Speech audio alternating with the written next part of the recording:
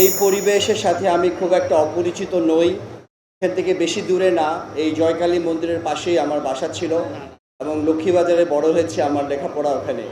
আমার অনেক বন্ধু-বান্ধব হিন্দু সম্প্রদায়ের আছে, এখনও তাদের সাথে আমার যোগাযোগ আছে, ওঠা বসা আছে, খ্রিস্টানও আছে এবং আমরা এই ছোটোবেলা থেকেই একটা সম্প্রীতির মাধ্যমে বড় হয়ে উঠেছি, যেখানে আমরা কখনো ধর্ম নিয়ে ভেদাভেদ করিনি, কখনো আমরা চিন্তাও করিনি যে আমরা একজন আরেকজনের সাথে দূরত্ব রয়েছে আমাদের।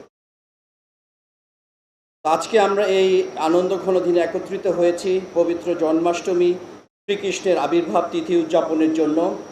এই উপলক্ষে আপনাদের সবাইকে আমার আন্তরিক শুভেচ্ছা ও অভিনন্দন জানাচ্ছি।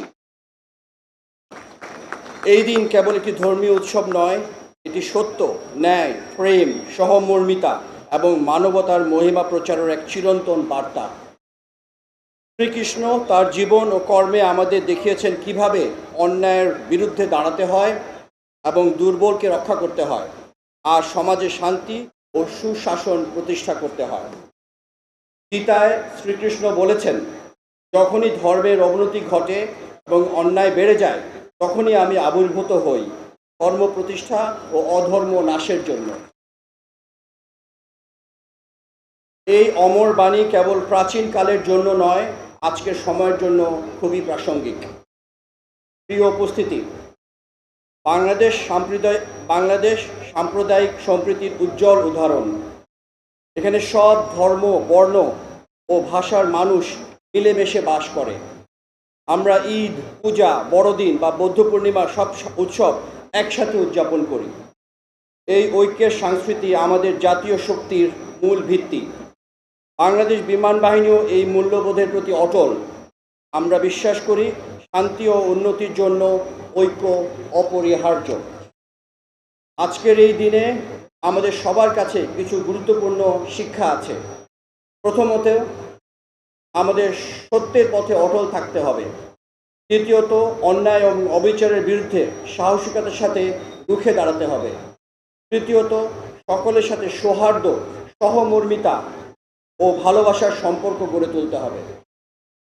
আমরা যদি শ্রীকৃষ্ণের এই জীবন আদর্শকে নিজেদের জীবন ধারণা করতে পারি, তবে শুধু ব্যক্তিগত জীবন নয়, আমাদের সমাজ ও রাষ্ট্র হবে আরও সুন্দর, শান্তিপূর্ণ ও সমৃদ্ধ।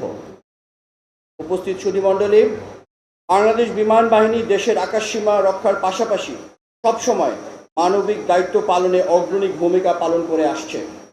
প্রাকৃতিক দুর্যোগে ত্রাণ সহায়তা থেকে শুরু করে আন্তর্জাতিক শান্তি রক্ষা মিশনে অংশগ্রহণ, আমাদের প্রতিটি কর্মকাণ্ডে রয়েছে মানবতার সেবা ও শান্তির বার্তা। এই মানবিক চেতনা শ্রীকৃষ্ণের শিক্ষার সাথেও গভীরভাবে মিলে যায়। আসুন আমরা আজ প্রতিজ্ঞা করি, আমরা অন্যায়ের বিরুদ্ধে আপোস করব না, দুর্বল ও অসহায়ের পাশে থাকব, আর পারস্পরিক ভালোবাসা ও সহনশীলতার মাধ্যমে আমাদের দেশকে আরও শক্তিশালী করে তুলব। পরিশেষে সৃষ্টিকর্তার কাছে প্রার্থনা করি, তিনি যেন আমাদের হৃদয়ের সত্য, ন্যায় ও মানবতার আলো প্রজ্বলিত করেন, আমাদের জীবনকে শান্তি, সৌন্দর্য ও সমৃদ্ধিতে ভরিয়ে দেন এবং আমাদের প্রিয় মাতৃভূমিকে সদা সমৃদ্ধ, ঐক্য ও মর্যাদার পথে এগিয়ে নিয়ে যান। সবাই ভালো থাকুন, সুস্থ থাকুন। মহান সৃষ্টিকর্তা আমাদের সহায় হন এবং পথ প্রদর্শক হন। উৎসব ধর্ম যার যার, উৎসব সবার। ধন্যবাদ।